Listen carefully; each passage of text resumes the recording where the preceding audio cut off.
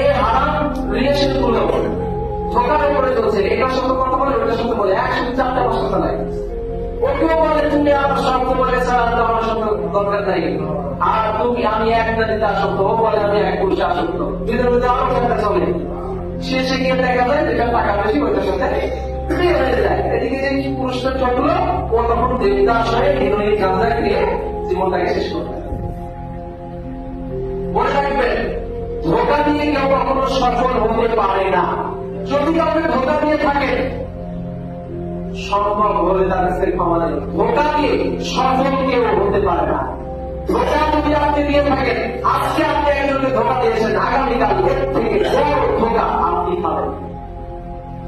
যে সমস্ত মেয়েরা এই কাজগুলো করে একাধিক পুরুষের জীবন নষ্ট করে দেয়, আপনাদের বাড়িতে বোনেরা আছে, আমাদের বাড়িতে বোনেরা আছে, আপনাদের বোনকে বোঝানো উচিত আমাদের যেগুলো করবেন। একাধিক পুরুষকে ধোকা দিয়ে পুরুষদের জীবনগুলোকে শেষ করে দেয়। একটা পর্যায়ে বিয়ে হয়, মনে হয় যে হ্যাঁ টাকাওয়ালা একটা বিয়ে করেছি, খুব ভালো থাকবো, কিন্তু না, ভবিষ্যতে আল্লাহর পক্ষ থেকে ওই সংসারে শান্তি থাকে না, বরকত থাকে না, নষ্ট হয়ে যায়। ধোকা দিয়েছেন, ধোকা আপনার কপালে বসে। আর খাবিসা তুল খাবিসে আর খাবিসুনা লিল খাবিসা, যে যেমন তার সাথে